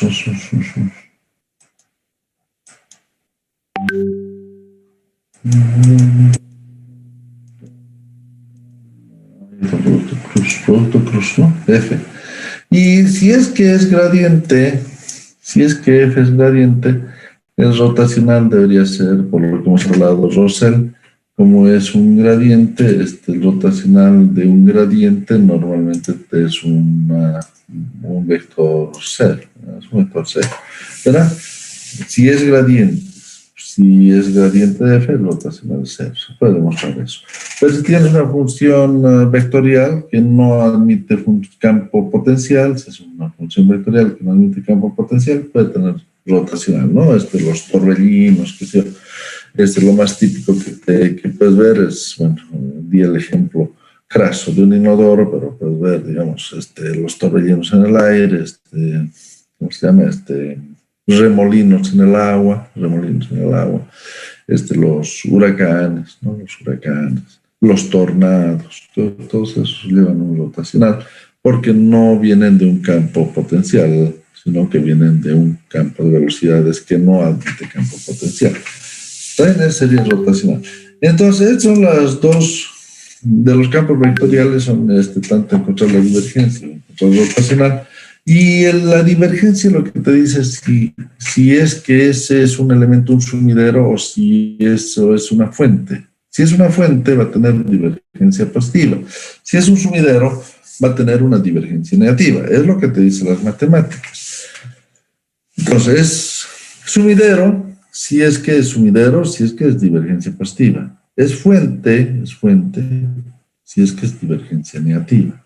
Pero entiéndase, para que consiga la divergencia, tienes que considerar lo que sale menos lo que entra. Si lo que sale es más de lo que entra, es una fuente. Si lo que sale es menos de lo que entra, es un sumidero. Entonces, la diferencia que hay que hacer es lo que sale menos lo que entra para contemplar la divergencia positiva si es fuente y negativa si es sumidero.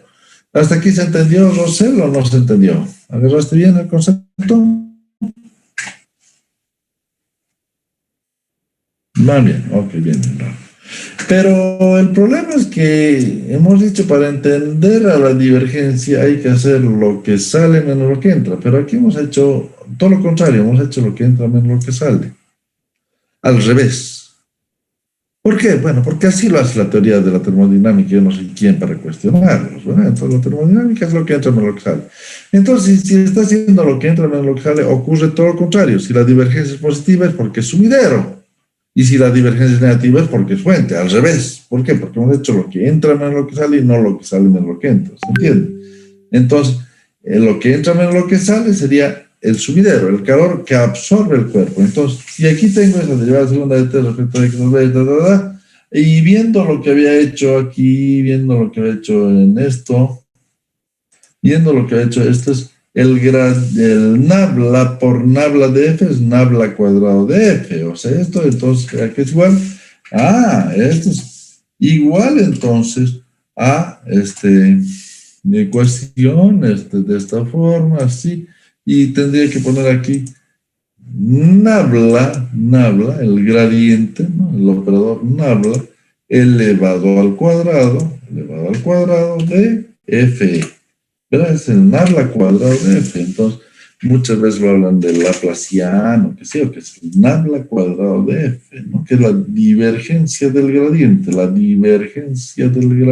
¿no? Entonces, producto escalar del nabla por el gradiente de una función se acaba haciendo el laplaciano, o acaba haciendo la divergencia de F, ¿no? La divergencia de F, que es el nabla cuadrado de F.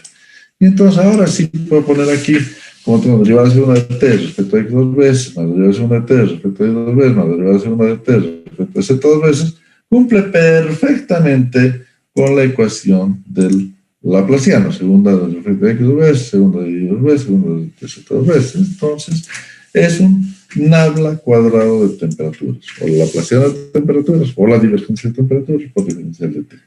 Ese sería, entonces, el calor que absorbe el cuerpo, porque lo que entra menos lo que sale. Si es lo que entra es más de lo que sale, con la divergencia esta positiva, o sea, lo que entra es más de lo que sale, es porque el cuerpo, este pequeño diferencial, está absorbiendo energía. Y en su conjunto, ya una vez que integramos, el cuerpo, el sólido, por donde se está transmitiendo el calor, está además absorbiendo energía.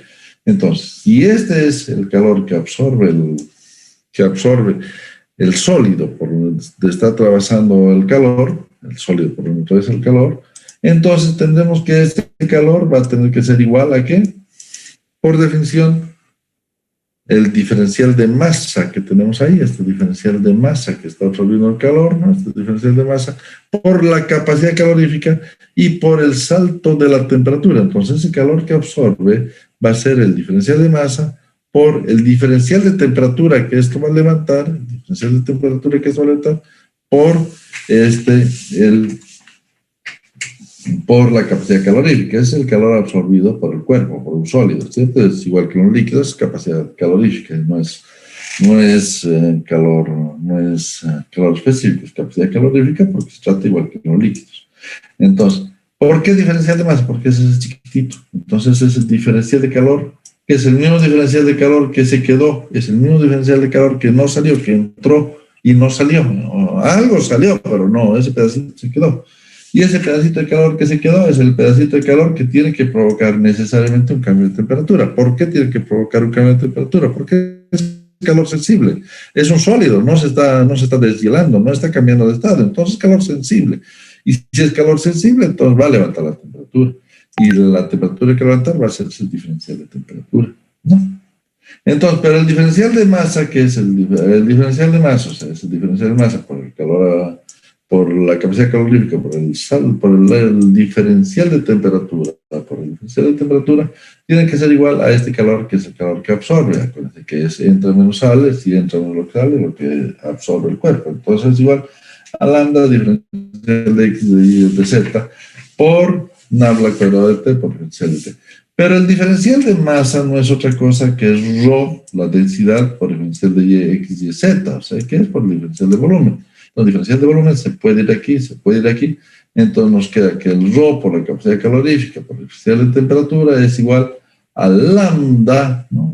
Por nabla cuadrado de T, por la divergencia de T, por la porción de T, lo que usted quiera, por diferencial de tiempo. Entonces, Si yo divido diferencial T respecto de tau, entonces diferencial de T respecto de tau sería ¿cuánto varía la temperatura dentro del cuerpo? ¿Cuál es la ley de variación de la temperatura dentro del cuerpo? ¿No? ¿Cuál es la ley de variación de la temperatura dentro del cuerpo? Va a ser igual lambda sobre capacidad calorífica por rho por nabla cuadrado de T. ¿No? Por nabla cuadrado de T. Y esto es lo que se llama la ecuación general de la transferencia de calor por conducción. Entonces nosotros a este lambda sobre capacidad calorífica por rho es lo que llamamos A, y entonces decimos que la variación de la temperatura respecto al tiempo va a ser igual a A por la divergencia de la temperatura. En realidad es menos para que sea divergencia positiva o negativa, pero como nosotros hemos hecho entra menos sale, entonces A por la divergencia de la temperatura. ¿No? Entonces ese sería el concepto de la ecuación general de la transferencia de calor. Lo cual significa que, si volvemos aquí arriba, cuando ustedes recién conectan el calor aquí, cuando conectan el calor aquí, va a empezar a transferir calor, pero ese calor lo va a ir absorbiendo el cuerpo, y a medida que el cuerpo vaya absorbiendo, recién empieza a pasar, deja pasar, pero lo que sale, lo que entra hacia el cuerpo es mayor que lo que sale, porque el cuerpo se está calentando,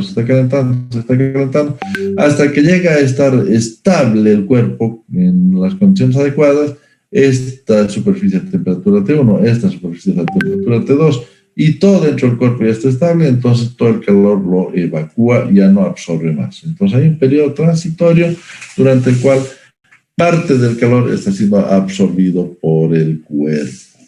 Eso es lo que nos está indicando esta ecuación, ¿no? Así que durante el periodo transitorio, parte del calor es absorbido por el cuerpo. ¿Se entendió o no? Calderón, ¿se entendió o no se entendió? Sí, ingeniero, está claro. Está claro. Claro, a ver, veamos el estado estacionario. Si es estado estacionario, ya las temperaturas aquí adentro ya no cambian, ya las temperaturas están estables, ya todas las temperaturas están establecidas, ¿no? Conforme a lo que hemos visto, esta ley de variación logarítmica, ¿no? Mediante la ley de variación logarítmica ya hemos visto que estaría establecido todas las temperaturas. Te vienes después de 10 años y ya las temperaturas no cambian porque ya están establecidas, ya es periodo estacionario. Entonces, si es estacionario y las temperaturas no cambian, la variación de la temperatura respecto al tiempo va a ser igual a 0. Si la variación de la temperatura respecto al tiempo es igual a 0, significa que el régimen estacionario, el diferencial de T respecto al tau igual a 0, o sea, no varía la temperatura con el tiempo, es 0. Entonces, en ese caso, la divergencia de T tiene que ser igual a 0. No hay divergencia. No es fuente de calor, no es sumidero de calor, entonces la divergencia de las temperaturas debería ser igual a 0. ¿Está? ¿Se entiende? No es ni sumidero ni fuente de calor. En una dimensión, ¿no? Entonces no hay ¿verdad? No hay ni hay es una sola dimensión. Entonces tendríamos que la derivación de T respecto a X dos veces tendría que ser igual a 0 porque estás hablando de una dimensión. La variación de T respecto a X es una constante C1, entonces el T va a ser igual a C1 más C2 por X, ¿cierto? Entonces, si X es igual a 0, T igual a T1, si C1 es igual a, entonces C1 es igual a T1, y si X es igual a L, T igual a T2, entonces C2, T2 menos T1 sobre L, y aquí encontramos que la ley de variación es T es igual a T1 menos T1 sobre T2 por X sobre L, que es conocida que es la ley de transmisión de calor en una dimensión, que sería ¿verdad? Es ¿no? Entonces, que sería que la temperatura T es igual a T1 menos T2 por X sobre L. Exactamente lo mismo, pero obtenido de la ley general de la transmisión de calor en una sola dimensión con sistema en estado estacionario. Hemos encontrado exactamente la misma ecuación, ¿verdad? Es la ecuación ya conocida. Ahora, lo último que nos falta es ver ya son 4:07, bueno, ya nos hemos pasado de la hora. Vamos a ver entonces el día lunes, en un estado no estacionario unidimensional, porque es muy complicadita esta ecuación. Esta ecuación es un poquito complicada de resolver, pero veremos en un estado no estacionario unidimensional cómo más o menos se puede llegar a analizar esto, ¿ok? Esto haremos, entonces el día lunes acabaremos de ver esta clase y se lo paso a este archivo, ¿está? Se lo voy a pasar con la ley de variaciones, con el logaritmo, que me acuerdo de pasarse este archivo más reciente. Ok, jóvenes, nos vemos el día lunes. Hasta luego,